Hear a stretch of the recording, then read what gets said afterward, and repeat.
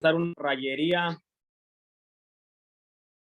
rayería al azar para ver quién se quiere ganar 10 punticos. El que tenga la respuesta contesta inmediatamente.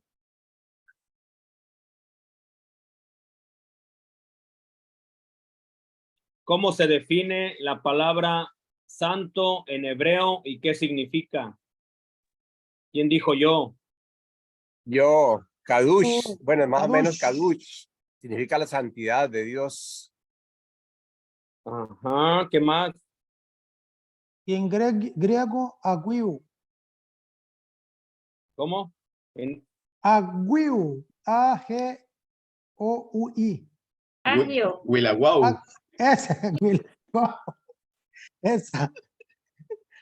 Significa lo puro, lo santo. Ajá. En inglés, holy, Holy. A ver, más fácil. Holy. como Hollywood, pero serio, holy es. Ok, la palabra santo en hebreo es kadosh, kadosh.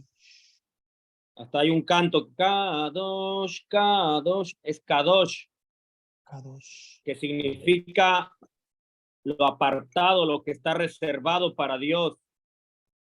Y Entonces ahí perdieron los no hay perdieron los superlativo. 10 puntos. Pero, Y padre, los- yo dije la santidad de Dios, la santidad de Dios. Y no, pero no es la santidad de Dios, es lo que está reservado para Dios, lo que está consagrado a Él, apartado para Dios. Entonces, esa era la persona santa que se reservaba para Dios, se consagraba para Dios, lo apartaban para Él. No tanto es la santidad de Dios, sino la persona que se consagraba a Él. Y Kadosh. ayer, en la misa de domingo sí estaba muy consciente cuando llegamos a la oración eucarística, santo, santo, santo es el Señor, porque repitieron 3 veces porque no había superlativo Ajá. en No hay superlativo en hebreo. hebreo, sí. Pero qué lindo, ¿eh? Sí. Y en griego, alguien respondió en griego, ahí es agios, como si dijeras ajo, pero agios, que significa, ahí sí estuvo bien la respuesta, que significa lo más puro, lo purificado para Dios, lo que no está contaminado. Agios en griego. Agios. Bueno, alguien más que se quiera ganar 10 puntos. ¿Cuál es la diferencia entre santidad moral y santidad ontológica? Que la santidad moral depende de nuestras acciones y obras. Y la santidad ontológica nos la concede a todos los que somos bautizados por el Espíritu Santo, Ajá, muy bien, muy bien. a todos los ¿Cómo que se llama formamos la usted? iglesia. ¿Perdón? ¿Cómo se llama usted? Anita. Anita. Carlos Gutiérrez llama. Tiene 10 punticos.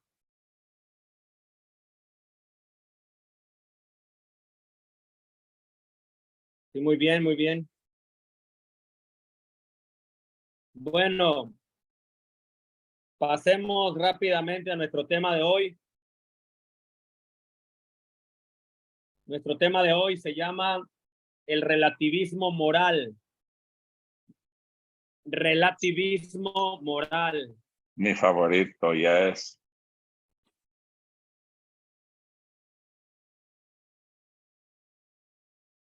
El relativismo moral.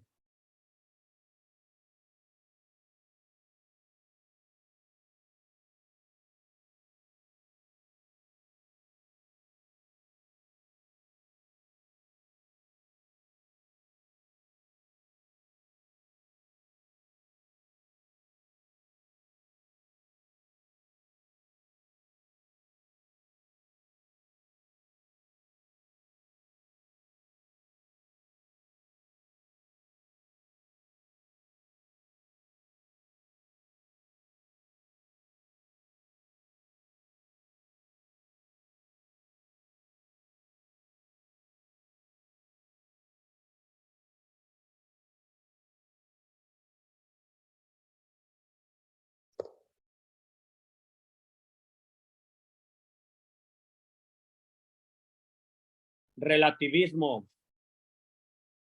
Es una palabra latina, de origen latín, que está compuesta por un prefijo re, una raíz lat y un sufijo latino ivo. Entonces, relativo.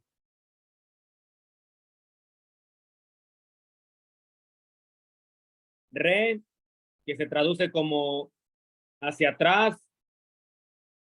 Lat, que se traduce como llevar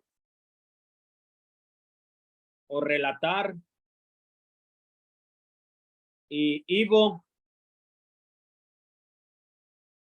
que se traduce como también en relación con el sufijo griego. Ismo, relativo, relativismo. Ivo, que quiere decir activo también. Entonces, de la raíz latina, relativismo. En otras palabras, el relativismo se refiere a la rama filosófica que dice que no hay ni bien ni mal, que todo depende de las circunstancias. Anoten esa definición. El relativismo dice que es una rama de la filosofía que dice que no hay ni bien ni mal y que todo depende de las circunstancias. Estamos hablando ya del relativismo.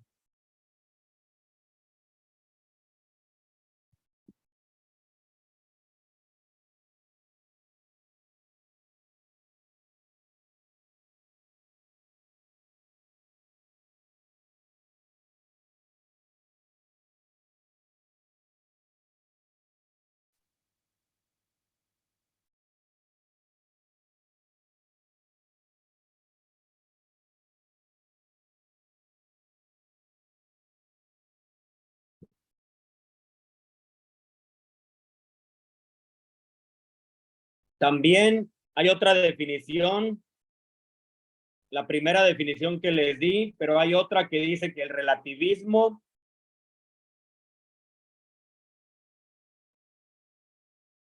es el postulado de que la ciencia o el conocimiento no se asientan sobre una base absoluta, invariable y permanente de la realidad.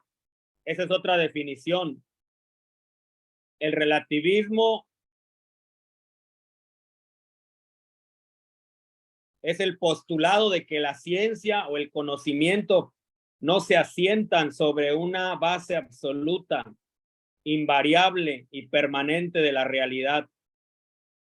Y solo se puede aspirar a conocer las relaciones entre fenómenos que se dan en una determinada circunstancia. Otra vez volvemos a las circunstancias.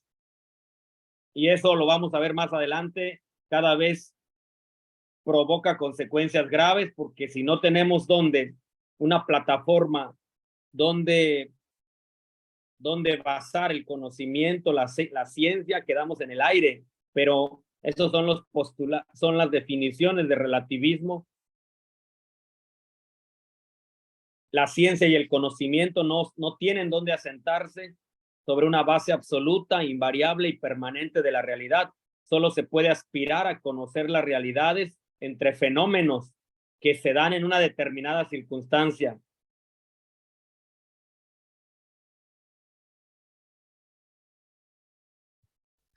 Entonces ahí tenemos dos definiciones. Las primeras afirmaciones del relativismo se inician en Grecia con un grupo de personas que se llamaban los sofistas. No sé si ustedes han escuchado eso de los sofistas. Actualmente en Grecia era un grupo de filósofos, de pensadores.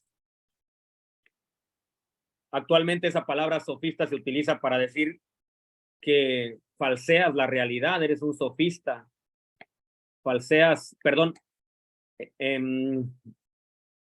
dije falseas la realidad, pero más bien disfrazas la verdad, disfrazas la mentira con verdad. Es un sofista, ¿verdad? Palabras muy mías. Disfrazas la mentira con verdad y la haces aparecer como si fuera verdad. Tienes una astucia de sofista.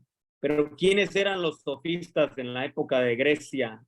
Las primeras afirmaciones del relativismo se inician en Grecia con los sofistas, y siendo su promotor un señor de nombre Protágoras. Protágoras decía que el hombre es la medida de todas las cosas. Así de entrada suena como bonito, ¿verdad? El hombre es la medida de todas las cosas, pero las consecuencias de esa frase recaen sobre un relativismo, proyectan a un relativismo. Y después a un subjetivismo, un individualismo.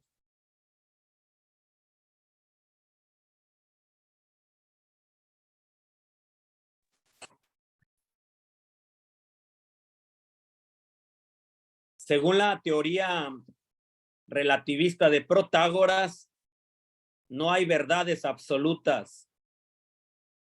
También, dicho sea de paso, ¿cuál sería un antónimo del relativismo?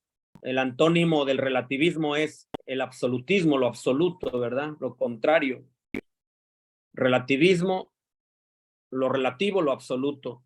Entonces, Protágoras tenía la teoría de que no hay verdades absolutas porque todo está condicionado por el contexto, por el tiempo y el lugar. Eso decía Protágoras.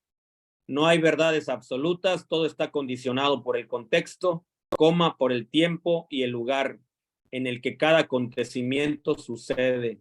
Otra vez volvemos a los acontecimientos, a las circunstancias.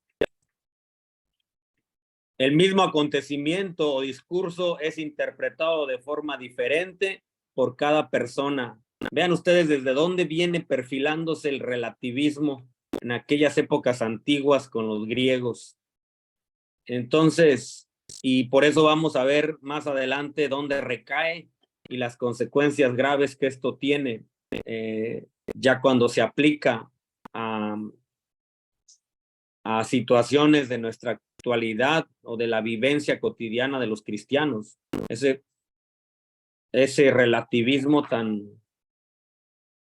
tan presente en nuestra sociedad. Entonces, el mismo acontecimiento, discurso es interpretado de forma diferente por cada persona en función del cuándo, dónde y cómo. Pero siempre hay un cuándo, dónde y cómo. Nunca existe una acción que no es sin esos tres detalles. Ajá. Estamos hablando de la teoría, ¿verdad? Pero al final toda acción requiere tiempo, lugar y un cómo, ¿verdad? Bueno, ya, sigue, porque yo tengo mi pregunta más adelante. Ok. Bueno, esas son posturas de este señor Protágoras.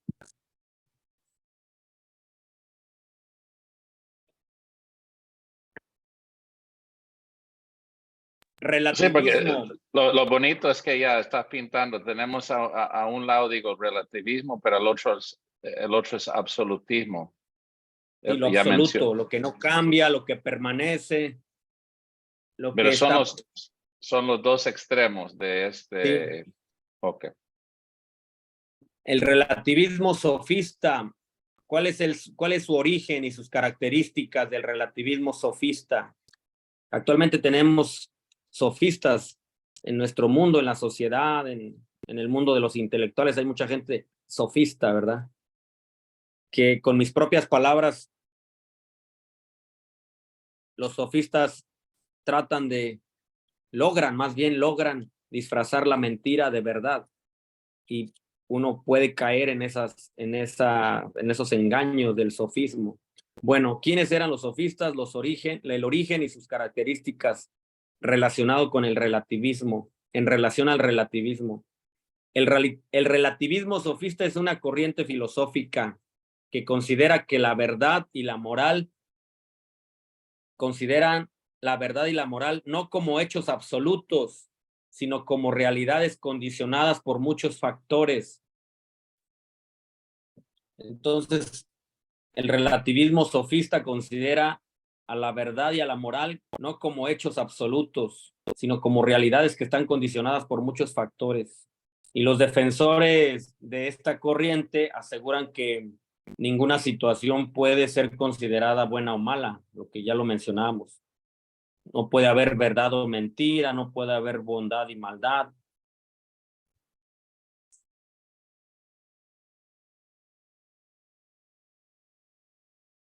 Ya que cada quien puede percibirlo de diferente manera, entonces por ahí va el relativismo sofista. ¿Cuál es el origen? Los orígenes, el origen del relativismo sofista. Los sofistas eran filósofos de la antigua Grecia, maestros de la sabiduría, que profesaban el rechazo a la religión, una explicación racional de los fenómenos naturales, el subjetivismo y la existencia de la verdad objetiva. Ellos rechazaban la religión, la explicación racional, la existencia de una verdad objetiva.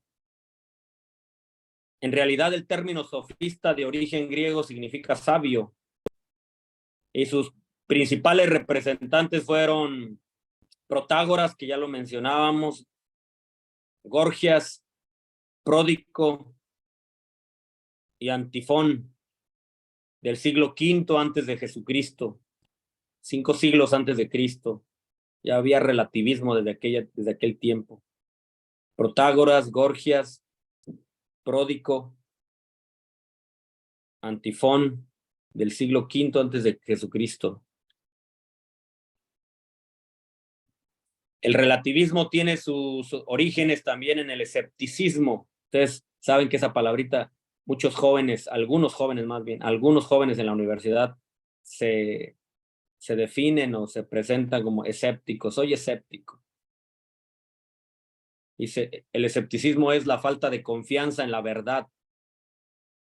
Pierden la confianza en la verdad, no sé si existan o no confío en que esas cosas existan, por lo tanto, mejor permanezco escéptico.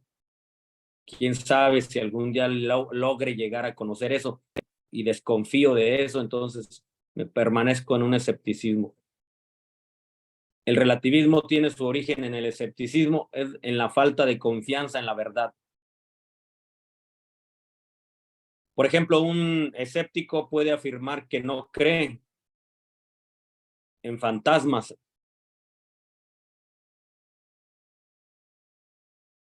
Y al mismo tiempo que relativiza, no niega ni afirma que existan. No niego que existan, tampoco afirmo que existan, pero simplemente no creo en ellos.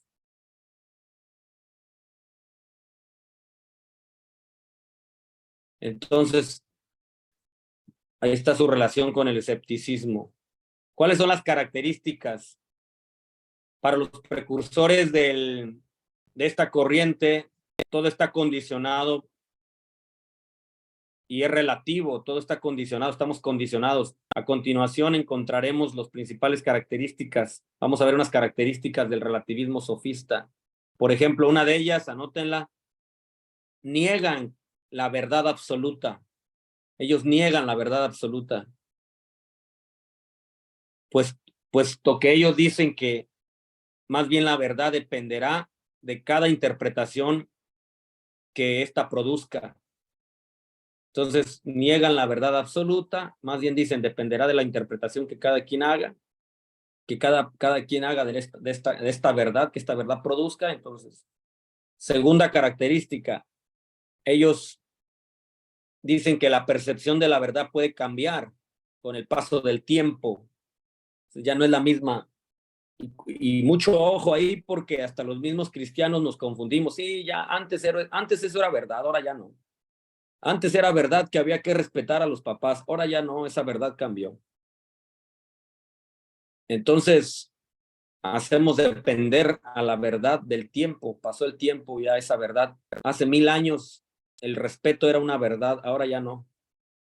Entonces, las características del relativismo sofista dice que la percepción de la verdad puede cambiar con el paso del tiempo.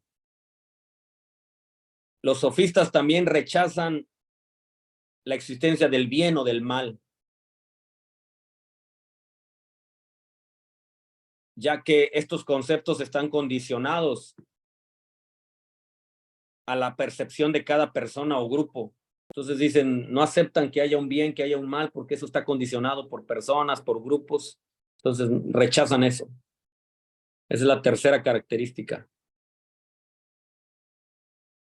También los sofistas dicen que no existe una cultura mejor que otra. Y ahí, atención también, ese es un tema importante que ahorita vamos a analizar. Porque el relativismo en la cultura, el relativismo moral en la cultura dice que no hay principios que rijan a las culturas. Cada quien hace sus propios principios. No hay un principio universal que rija a las culturas. Al final, si hay una cultura allá con los africanos, allá ellos que se la jueguen. Hay otra cultura acá con los americanos, allá que se la jueguen. Hay otra cultura allá con los indios, con los chinos, con los coreanos. Entonces, cada quien juéguesela y ponga sus principios como quiera. Entonces, no hay un principio que pueda regir a las culturas. Es el relativismo moral en relación a la cultura. Pero ahorita vamos a hablar sobre eso. No existen ideas superiores a otras, dicen los sofistas, el relativismo sofista. No existen ideas superiores a otras. El relativismo acepta todas las posturas. Yo no sé hasta qué punto sea válido, y yo incluso lo escuchaba de mis tíos o no recuerdo si fue mi abuelo, de un tío que una vez dijo, el bien venga de donde venga. No sé si eso sea como un relativismo sofista, ¿verdad? El bien venga de donde venga. Mientras me haga un bien a mí, no me importa de dónde venga, quién lo haga, quién lo fabrique. Y lo digo porque aquí dice, no existen ideas superiores a otras, el relativismo acepta todas las posturas.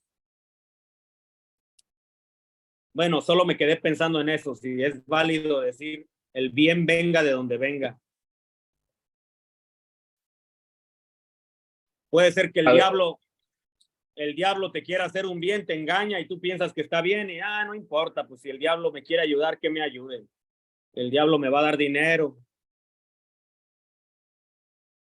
Padre, en inglés, sophists, aunque son gente de Grecia, también la palabra existe hoy en inglés, no es tan común, gente académica más, pero que son gente en un argumento, hace buenos puntos en un debate, pero al final todos realizan que no tiene validez, como no es de confianza al final. Un sophist propone buenos puntos, pero llega al final y su proposición, su idea no cae, no es verdad al final. No es una palabra positiva. No es positivo en inglés la palabra. No se sostiene. Exacto. No sé si llega a nosotros en inglés como esa gente, era más famoso ser ateo, ¿verdad? Contra religión. Bueno, en inglés. Ajá. Ok, entonces, no existen ideas superiores a otras, el relativismo acepta todas las posturas. Y última característica, la moral universal no existe. O sea, no hay una verdad que nos pueda regir. Cada quien tiene su verdad, cada quien piensa lo que quiera. La moral universal no existe, ya que depende de la cultura que la profese. Ese es el relativismo sofista, señores. Vean ustedes cómo se perfila y qué es lo que tenemos hoy en la actualidad, ¿verdad? Más adelante todo esto va a recaer en el cristianismo,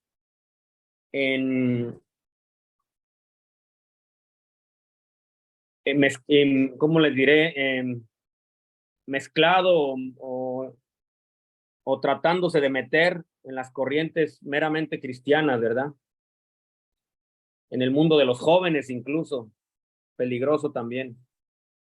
Si vamos a discutir ahora, tiene razón con cada uno, ¿verdad? Ese es obvio, eso es parte de ese relativismo, ¿verdad? Cada uno.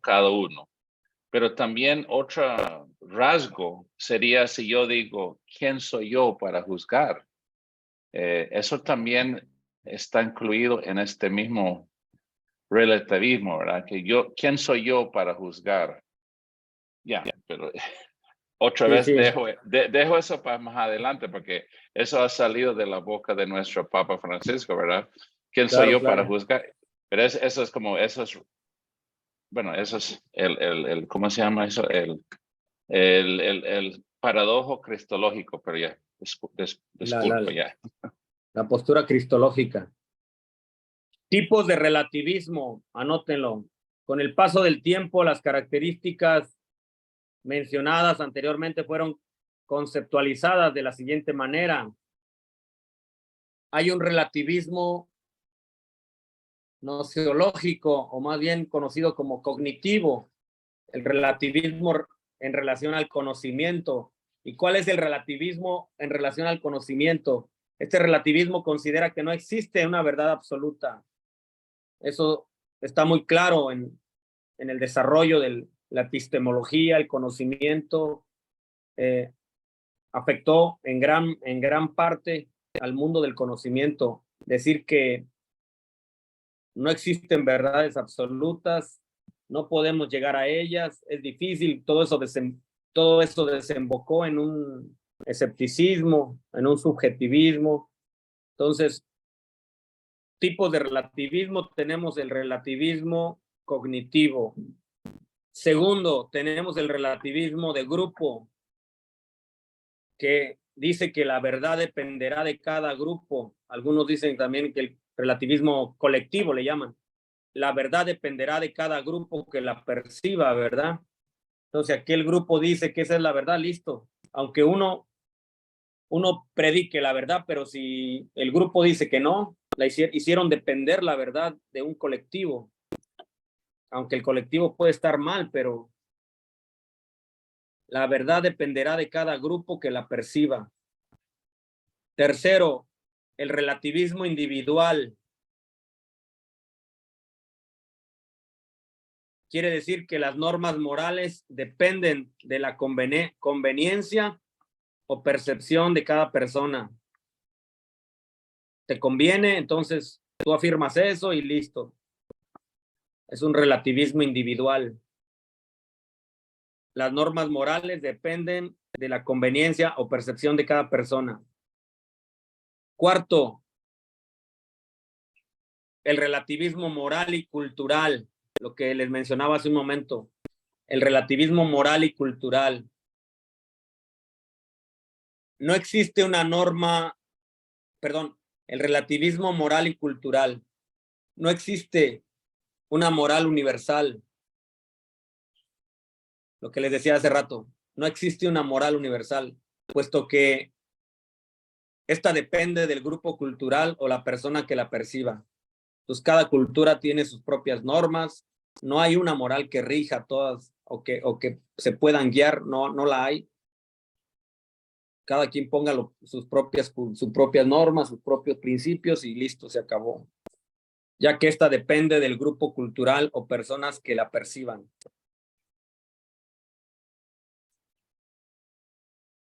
Ejemplos de relativismo. Anótenlos. Ejemplos de relativismo. En nuestra época moderna se observan muchos ejemplos de relativismo moral y cultural en muchos aspectos de la vida cotidiana. Por ejemplo, a manera de ejemplo, ¿verdad? Está bien consumir carne de res en países de Occidente, pero por ejemplo en la India, donde las vacas son consideradas sagradas, ahí entramos en un dilema, para unos países está bien que se consuma carne, pero para otros donde las vacas son sagradas. Otro ejemplo, tomar algún tipo de vino o de alcohol es aceptable en algunas religiones, pero para otras, como el Islam es inadmisible. tomar alcohol. Otro ejemplo, las mujeres pueden vestir prendas ligeras en algunos países. O también en Costa Rica. Acá en Costa Rica dicen andar chingas. Las mujeres pueden andar chingas. En contraposición a algunos lugares como Irán o Arabia Saudita, donde es un delito que las mujeres anden chingas. Yo apenas me estoy acostumbrando con esa palabra de chingas, porque en México la palabra chingas es más bien golpear a alguien. Lo chingaron, quiere decir lo golpearon o se aprovecharon de él, ¿verdad? Lo robaron. Entonces, lo golpearon y lo robaron y lo chingaron. Pero acá en Costa Rica, chingar es más bien andar andar con poca ropa, creo. Estoy bien, ¿verdad? Sí, es así. Chingar no, chingar es molestar. Chingar, Ah, bueno. molestar. Chinga es corta de ropa. Ah, ok, anda chinga. Ok. Entonces, y está una mujer y está la chinga de cigarro también. La chinga de cigarro. Entonces, una mujer chinga. Y la En chingaste, algunos y la países. chingaste de café. La chingaste de café también se llama. Vea, voy a poner Sí. algo, un segundo, espera, solo es ver. Está viendo. Eso es un traje de baño para musulmanes. Está viendo. Ajá. Aquí en Costa Rica no permitimos eso. No, hombre, no se Yo lo permite. apoyo.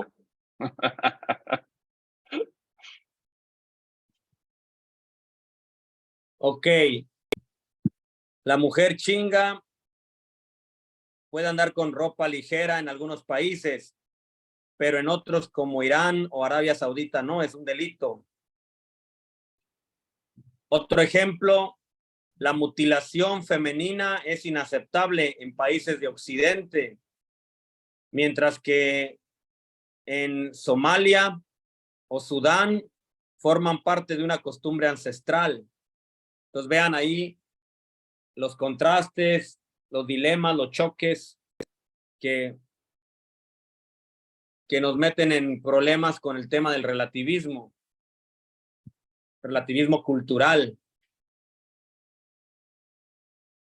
Padre, puedo compartir uno también, disculpa, porque ese es interesante. Sí, adelante. Muchos piensan en la cultura de Latinoamérica, América Central, México, que aborto, vea, eso se levanta. Ay, yo no voy a matar a un bebé. Pero interesantemente, los indios maya, cuando era ese tiempo de conquistar y muchas violaciones había en ese tiempo con los españoles, en ese tiempo tenían sus remedios, sus medicinas caseras para abortar, porque era como un asco para tener un bebé no deseable o no deseado de un español en ese tiempo.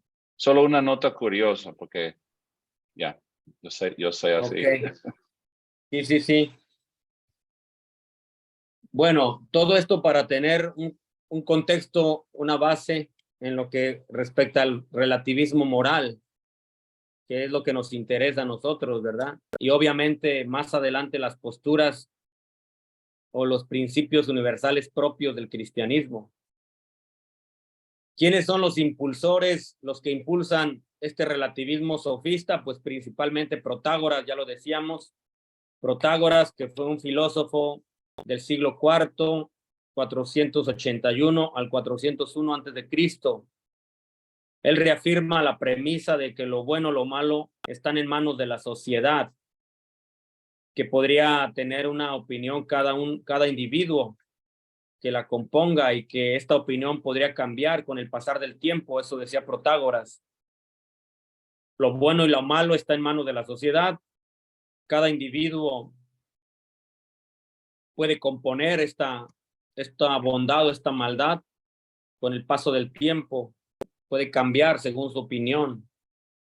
Y también Protágoras sobre lo justo y lo injusto, lo bueno y lo malo, lo justo y lo injusto, decía que él sostenía que con toda firmeza que por naturaleza no hay nada que sea esencialmente, sino que es al parecer de la colectividad el que se hace verdadero cuando se formula y durante todo el tiempo que dura este parecer. O sea, al final él lo fundamentaba en lo colectivo y en el tiempo.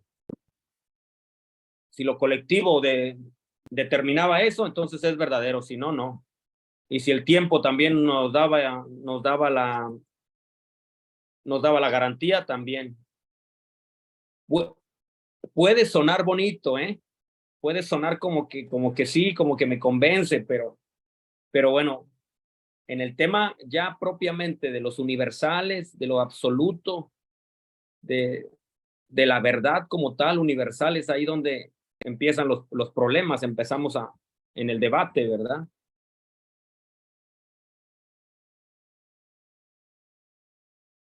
Otro impulsor del relativismo en aquellas épocas fue Gorgias. Él decía que existen relativistas tan radicales que no aceptan ni siquiera la realidad del mundo físico. Es un relativismo exagerado. No existe el mundo físico. Un ejemplo de este relativismo de carácter individual es presentado en el pensamiento de Gorgias, 485-380 a.C. Y literalmente Gorgias decía, nada existe. Si algo existiera, sería inconcebible para el hombre. Si fuera concebible, tampoco se podría transmitir o explicar a los demás. Vean, eso es lo que ahora también conocemos como escepticismo.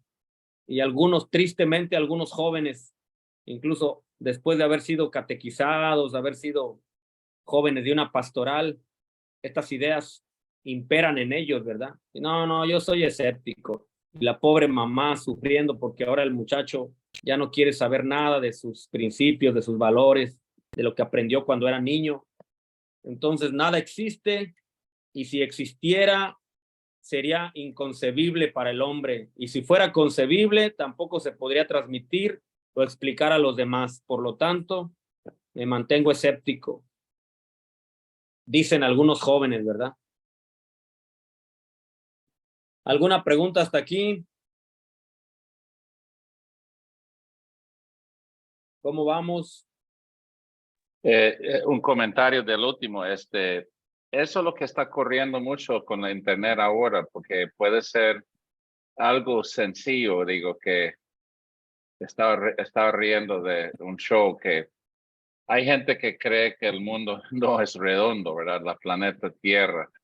Y sigue, es como una negación, negando la verdad, porque ellos no creen. Y porque no creen, entonces no es, ¿verdad? Entonces, pero hay mucho. Solo elegí ese ejemplo porque hay mucho hoy en día, especialmente en mi país. Yo sé que aquí también yo veo bastante, donde la internet da oportunidad a creer esas negaciones, ¿verdad? De la verdad. Claro. Si hay, como que no existe verdad, es solo lo que uno piensa. Bueno.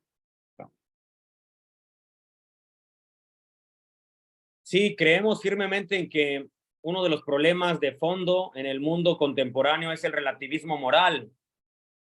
El mundo se está dividiendo rápidamente en dos campos: los que creen que todo es relativo y los que creen que no todo es relativo, que hay cosas absolutas, que existen principios morales, objetivos, universales y absolutos. Entonces hay dos grupos: los que afirman el relativismo y los que afirmamos los principios morales, objetivos, universales, absolutos, es decir, principios que gozan de una existencia propia. O sea, algún día uno se muere y los principios siguen existiendo, no dependen de mí. Ya este hermano diácono murió, ya se acabó la verdad. No se acabó, la verdad sigue, es absoluta.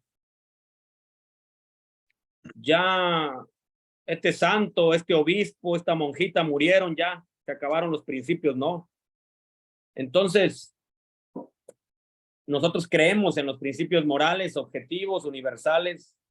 Dicho sea de paso, para los que recuerdan un poquito la historia de la filosofía, hay 4 universales. Si gustan anotarlos, les sirve solo como tenerlo como presente. 4 universales, 4 cosas absolutas, 4 universales en la historia de la filosofía están muy marcados, ¿verdad? El primero es,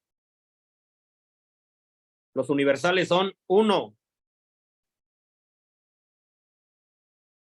El otro es bueno.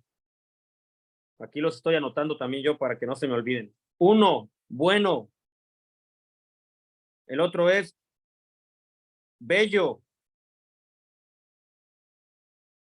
Principios, los 4 universales en la historia de la filosofía.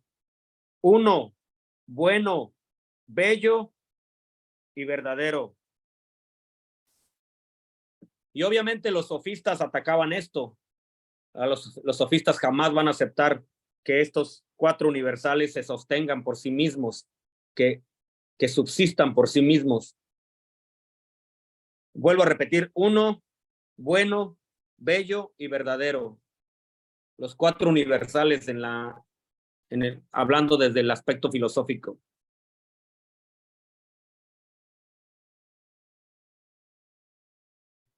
Padre, un comentario con lo que ha venido conversando usted, si me permite. Ajá.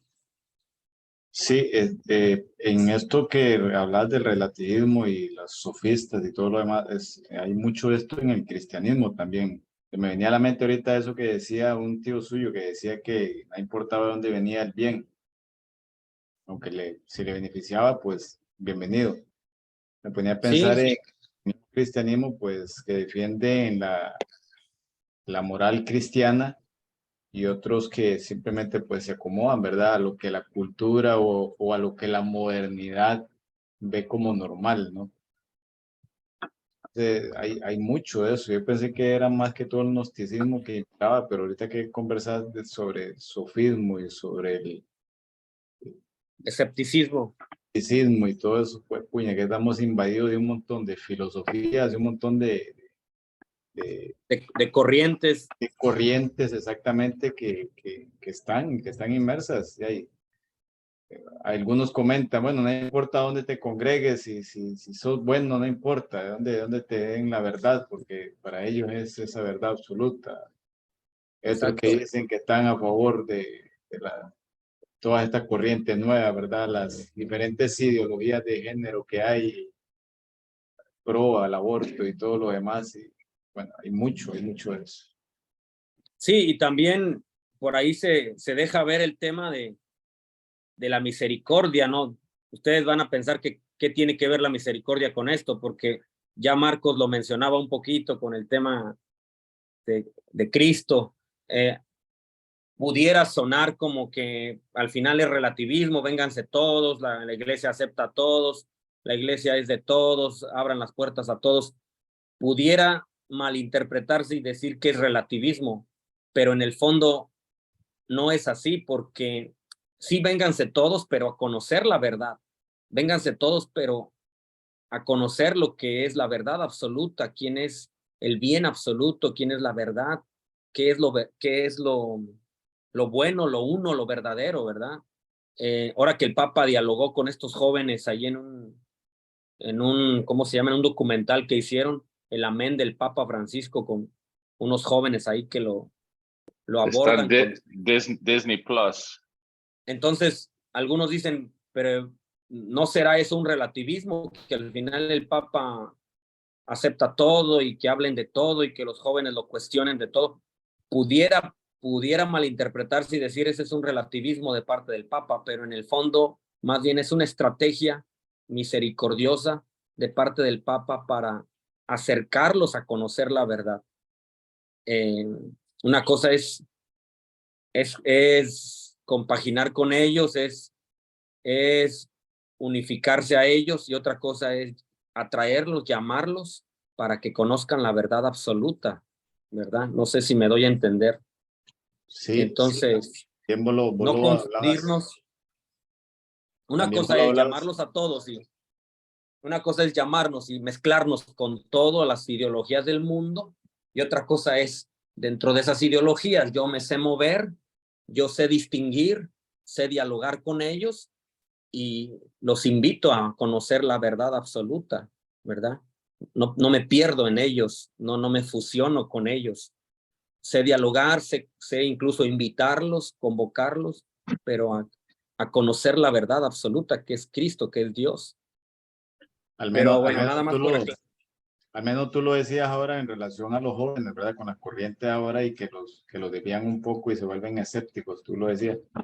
Y decías que era parte de la responsabilidad, pues, de los padres, porque ahí sí, en realidad habría que ver cuál fue la verdad que estos padres de familia le transmitieron a los hijos, ¿verdad? Para que en este momento en otra realidad que están viviendo, se sientan más atraídos por esas corrientes que por lo que cristianamente les han enseñado, ¿verdad? Claro. Un comentario, porque estamos ya con el puente a Cristo, ¿verdad? Me parece. Estaba pensando, yo pienso mucho en esa clase, es excelente.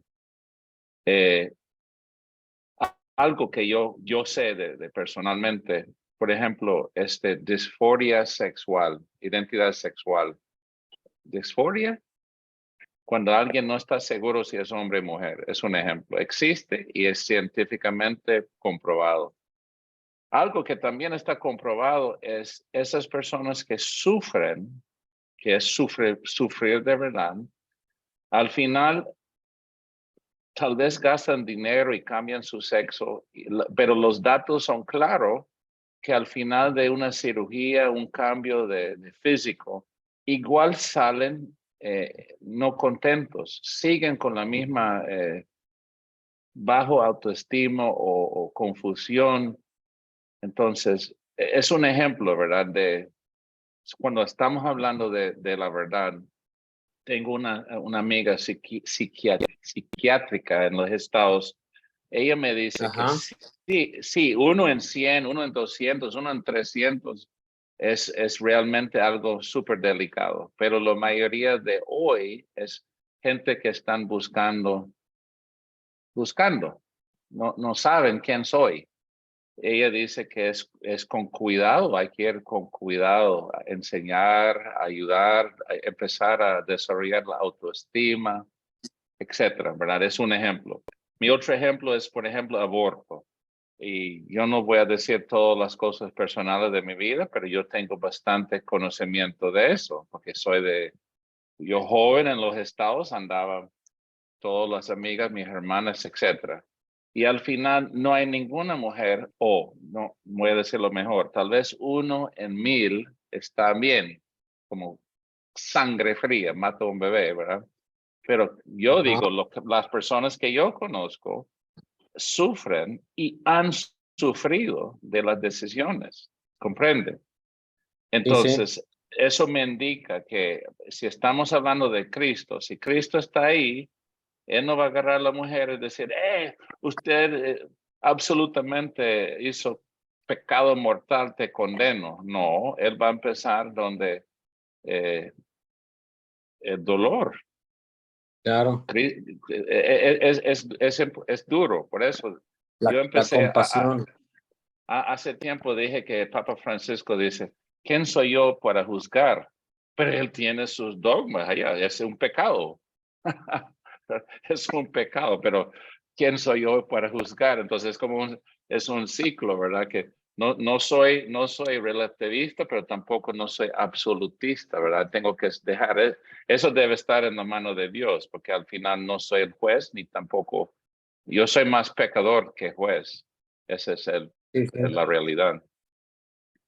Sí, también esa frase del Papa de quién soy yo para juzgar, obviamente viene en un contexto, ¿no? Porque él, cuando dijo eso, era porque él dice, si este muchacho con tendencias homosexuales busca con sinceridad a Dios, o sea, ve, ahí está buscando buscando lo verdadero, lo universal, lo absoluto. Si este muchacho busca, dijo el Papa, si esta persona busca con sinceridad a Dios, ¿quién soy yo para juzgarlo? O sea, ese contexto falta, ¿verdad?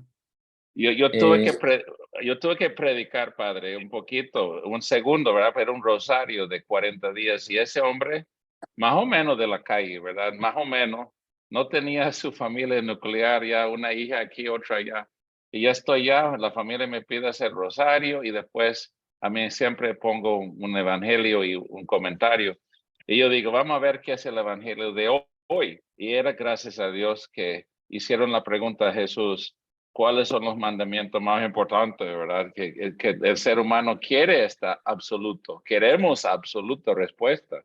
Y Jesús dice, bueno, ama a Dios antes de todo y ama a su prójimo, que es para hacerlo rápido. Y después dice, listo, que no estás largo de la verdad. Entonces, ese es el otro, es que no podemos poner Dios en la esquina y decir que eso es la verdad. No podemos al final. Bueno, vamos ahí ahora, no disculpe decirlo así. Dios tiene sus absolutos, Él o Dios tiene, yo no. Pero yo quiero saber, vamos a seguir porque seguro hay ciertos absolutos, disculpa. Sí, sí, tranquilo. Bueno, yo quisiera aportar en un video de Fray Nelson Medina, ¿verdad? Él habla sobre las falsas respuestas a la búsqueda de una epistemología con respecto a la teología moral, ¿verdad?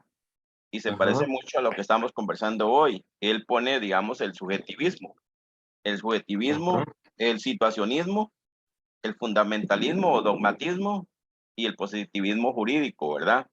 Que son muchas veces de donde se nos quiere decir que esa es la verdad, ¿verdad? Que esa es la forma de obtener la verdad. Él pues lo hace, él decía que es un ejercicio que para entrar en el tema de la teología moral había que hacer como hacen los agricultores, primero preparar el terreno, quitar aquello que puede obstaculizar, y él ponía eso y después hablaba de ciertos sofismas, hablaba como de 3 sofismas que pues que todos tenemos y participamos de eso, ¿verdad? Y que eso muchas veces no nos permite a nosotros poder realmente entrar y entender digamos, la teología moral como corresponde, que la verdad viene o nos la revela Dios, ¿verdad? Entonces, el sujeto dice, no, es que la verdad es mi verdad, o sea, lo que yo diga es la verdad, porque yo así los creo.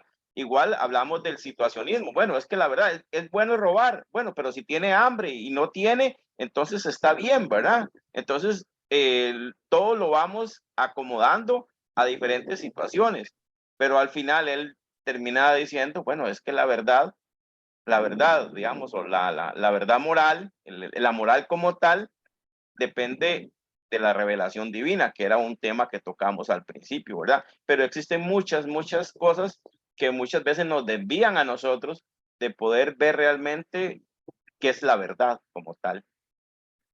Exacto. Recordemos también que todo el asunto de esto del relativismo es también porque se está partiendo solo del sujeto, ¿verdad? De mí hacia afuera, de mí hacia afuera. Como lo dijo Protágoras, el hombre es la medida de todas las cosas. Suena bonito porque dice, todo parte de mí, todo va a partir de lo que yo diga, de lo que yo haga, de lo que yo interprete, de lo que yo, y caemos en un subjetivismo, pero se nos olvida, al estilo de Santo Tomás de Aquino, que no solo hay que partir de un sujeto, sino también hay que partir de la realidad, o sea, de la realidad que se está analizando como tal. Por eso la filosofía cristiana dice que la verdad por sí misma se impone, ¿verdad? La verdad por sí misma se impone, o sea, es independiente de ti. Como les decía hace un momento, yo me muero y la verdad sigue. No es que ya la verdad murió cuando murió Papa Francisco, Papa Juan Pablo II, etcétera. La verdad subsiste por sí misma y se impone a ti. Como le dijo San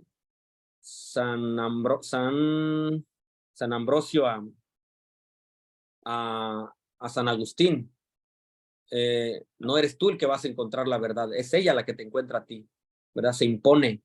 Ya lo demás es que tú la quieras descubrir, la quieras analizar, la quieras indagar. Entonces no es tanto del sujeto hacia allá, sino también de la realidad hacia mí. la verdad existe como tal, ¿verdad? Tiene su plataforma. Y bueno, ahorita lo vamos a ver también con algunos autores que están obviamente en contra del relativismo, ponen sus bases y más adelante autores cristianos lo retoman.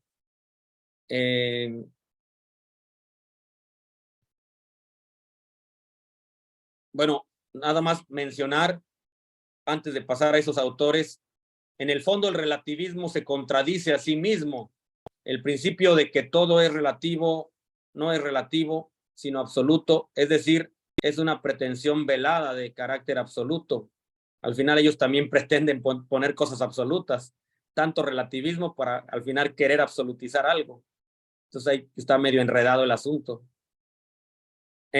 Hablemos también, por ejemplo, del tema del relativismo moral y los hechos. Echémosle un vistazo al relativismo espiritual, un relativismo espiritual también peligrosísimo con el tema de la nueva era, que plantea una verdad relativa, es decir, que hoy es verdad y mañana ya puede ser falso. Entonces la nueva era se refiere a las cosas relativas.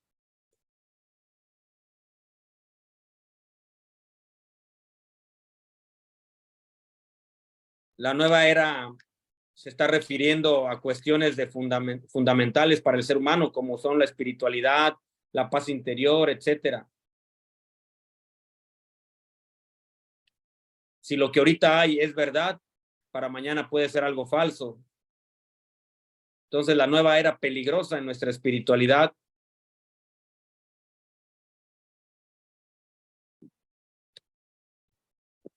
Y con esto de la nueva era tenemos un ejemplo muy claro para demostrar que el relativismo es una insensatez, un insulto intelectual, un insulto al intelecto humano y un ataque directo al sentido común.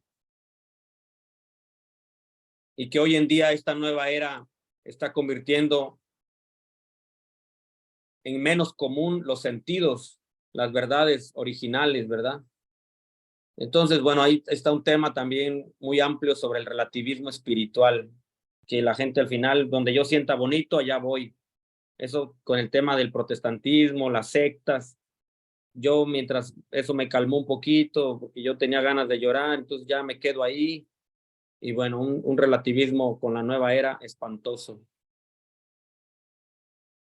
Tenemos entonces algunos autores como Aristóteles que obviamente estuvieron en contra del relativismo, perdón, sí, del relativismo.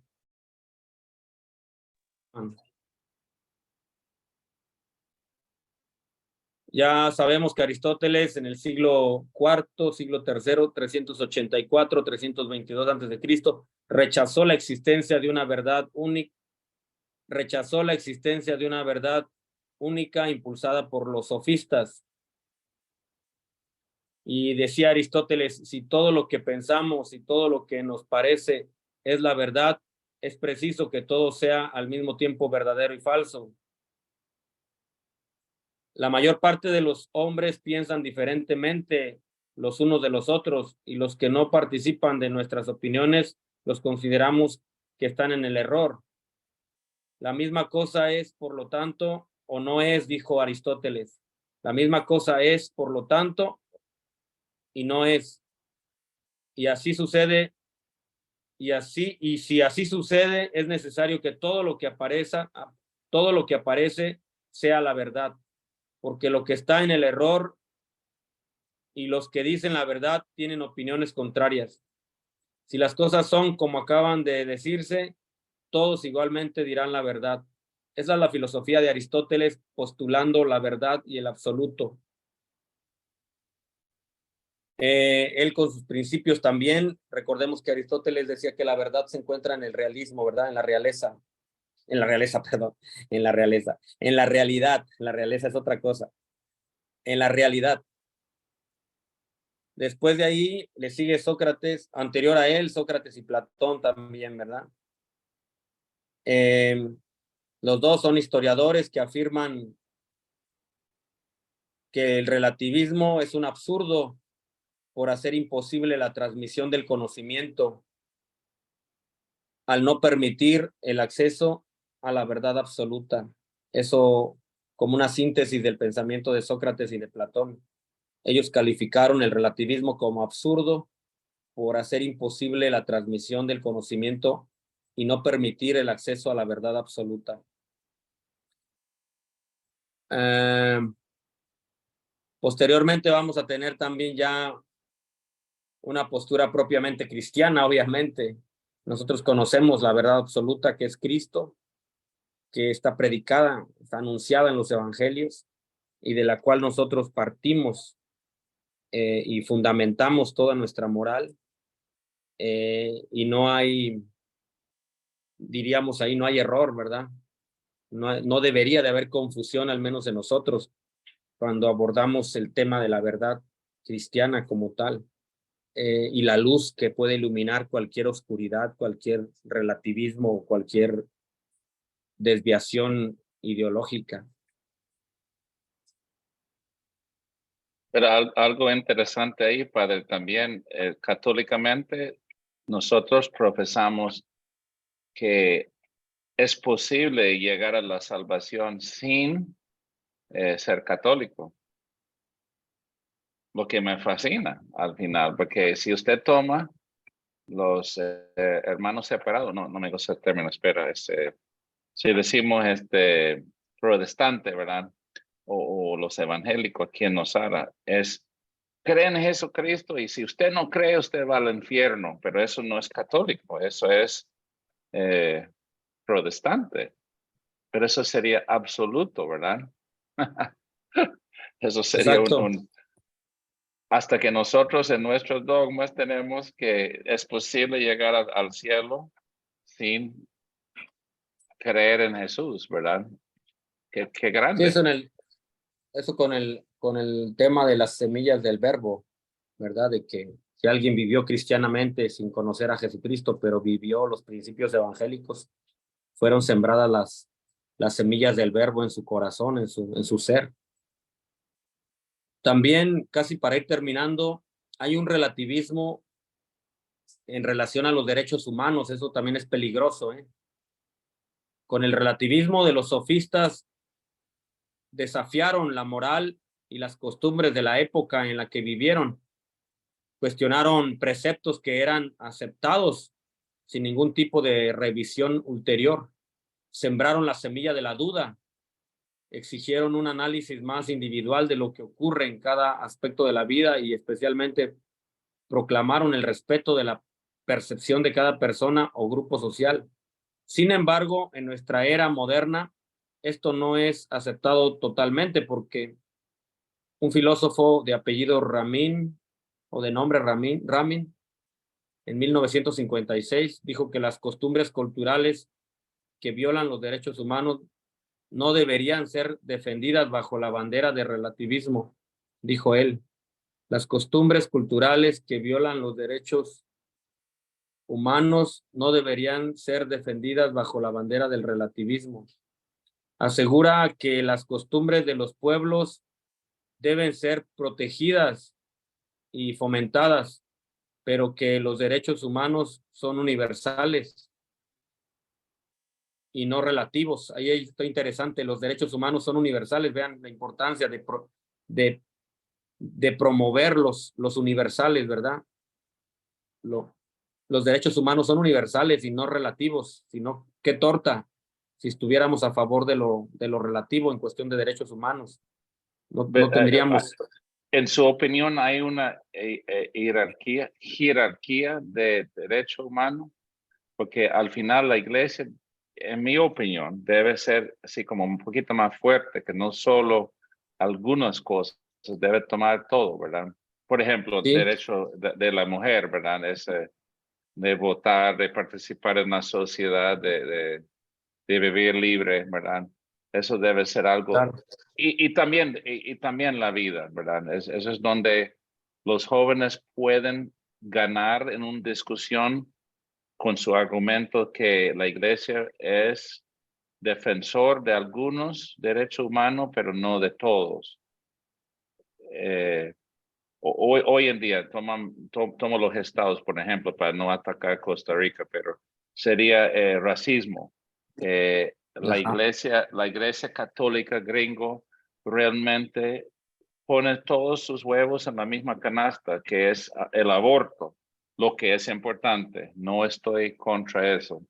Pero al final es también el racismo, porque era un país hace poco, habían esclavos, y la iglesia no ha tomado en cuenta y sigue con problemas. Viene el maltrato de los negros, después viene el maltrato de los indígenas, y yo digo, sería bonito una iglesia universal que somos, tener, como usted dice, defensor de los derechos humanos, punto, y no solo algunos, ¿verdad?